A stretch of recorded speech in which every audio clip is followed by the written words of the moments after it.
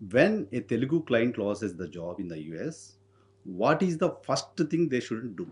They should. What is the first thing they should do? Yeah, the first thing I always tell anybody is just don't panic.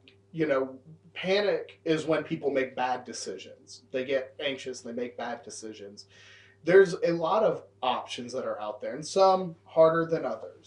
But you have to sit down, evaluate, take that deep breath, and not just make a rushed decision. Job పోయినప్పుడు ఎంబడే panic కావద్దు. Hmm. వాళ్ళు కొద్దిగా ఎందుకంటే time ఉంటుంది కాబట్టి కొద్దిగా కూర్చొని ఎవాల్యుయేట్ చేసుకోవాలి. Hmm. చాలా ఆప్షన్స్ ఉంటాయి వాళ్ళకు, వేరే వీసా పోవడానికి కానివ్వండి, చాలా ఆప్షన్స్ ఉంటాయి. Hmm. ఇమ్మీడియట్గా రెస్పాండ్ కావద్దు అని అతను చెప్తాడు. కొన్ని ఏంటంటే కొందరు వీళ్ళు ఏం చేస్తారంటే ఇమ్మీడియట్ రెస్పాన్స్ అంటే ఏం చేస్తారంటే కొన్ని ఇల్లీగల్ పని చేసినట్టు ట్రై చేస్తారు. ఓకే. అందుకోసం అతను ఏమంటాడంటే ఆ ఇల్లీగల్ పని వద్దు, లీగల్ పనులు లీగల్ చేసేవి చాలా ఉన్నాయి, వాటి గురించి అట్లా పోతే బెటర్ అని ఆయన ఉద్దేశం. Is there any example? What is the illegal thing they are doing there at the time of losing job? I think what I've seen in terms of things that are One or two case studies, improper. please. Yeah.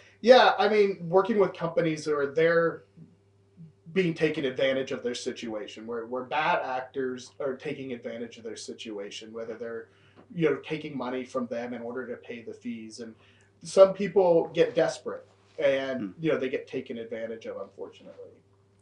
వీళ్ళు ఏం చేస్తారంటే కొన్ని fraud కంపెనీల ద్వారా పడిపోతారు అందులో ఉచ్చులో. వాళ్ళు ఫేక్ ఇన్ హౌస్ ప్రాజెక్ట్స్ పెట్టుకొని తర్వాత వీళ్ళ దగ్గర నుంచి డబ్బులు తీసుకొని వీళ్ళ H1B ఫైల్ చేయడం, వీళ్ళ డబ్బులు తీసుకుని వీళ్ళకి పేరోల్ రన్ చేయడం, అవన్నీ కూడా చేసి ఫ్రాడ్ అయితే వీళ్ళకి మంచి లీగల్ ఆప్షన్స్ ఉన్నాయి. కానీ వీళ్ళు ఆ ప్యానిక్లో పోయి టక్కున పోయి వాళ్ళతో పడతారు, ఆ పడకూడదు.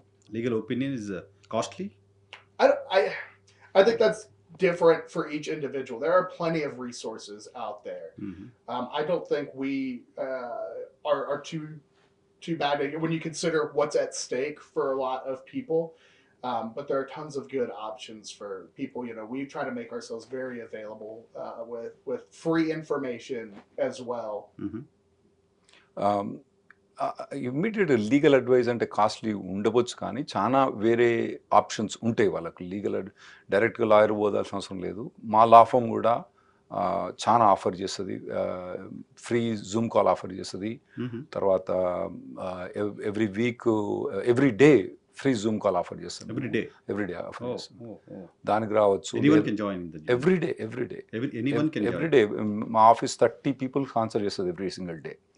వాళ్ళు న్యూ కమర్స్ అంటే వాళ్ళకి కంపల్సరీ ప్రిఫరెన్స్ ఇచ్చి ఆన్సర్ చేస్తుంది.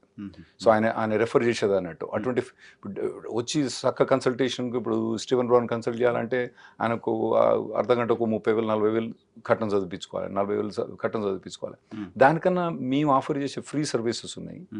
ఇవన్నీ అతను చెప్పేది ఏంటంటే ఈ జూమ్ కాల్ కానివ్వండి, తర్వాత తర్వాత ఒక ఎవ్రీ వీక్ ఒక 50 questions ట్యూస్డే ఈవినింగ్ ఆఫర్ చేస్తాం. ఆ తర్వాత మా ఆఫీస్ కూడా ఈహా టీవీకి వచ్చి ప్రతి వారం చేసేది ఉంటుంది.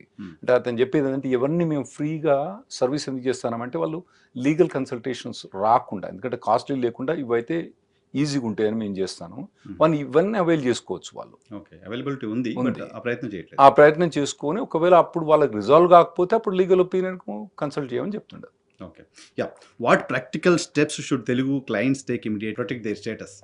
Yeah, I think evaluate all their options. There's a lot of different routes. You have a grace period, generally speaking, of 60 days to make some sort of immigration filing or depart the country. And most people want to try to stay in the U.S.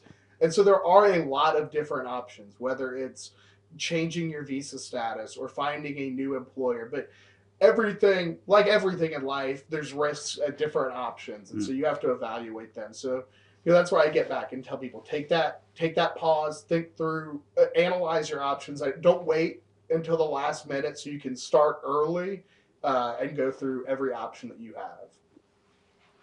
Job పోగానే ఇమ్మీడియట్గా plan చేసుకోవచ్చు. వీసాల కోసం చాలా options ఉంటాయి వీళ్ళకు. Illegal options మాత్రం చూస్ చేసుకోవద్దు. ఎందుకంటే జాబ్ పోయిన తర్వాత వీళ్ళకి 60 రోజుల గ్రేస్ పీరియడ్ అని ఉంటుంది. అయితే గ్రేస్ పీరియడ్ 60 రోజులు అంటే ఈ లోపల వేరే జాబ్ తీసుకోవచ్చు, వేరే వీసా స్టేటస్ చేంజ్ కావచ్చు. కానీ వీళ్ళు 55 రోజుల ఎండ్కి వచ్చినప్పుడు ప్లాన్ చేసుకోవద్దు.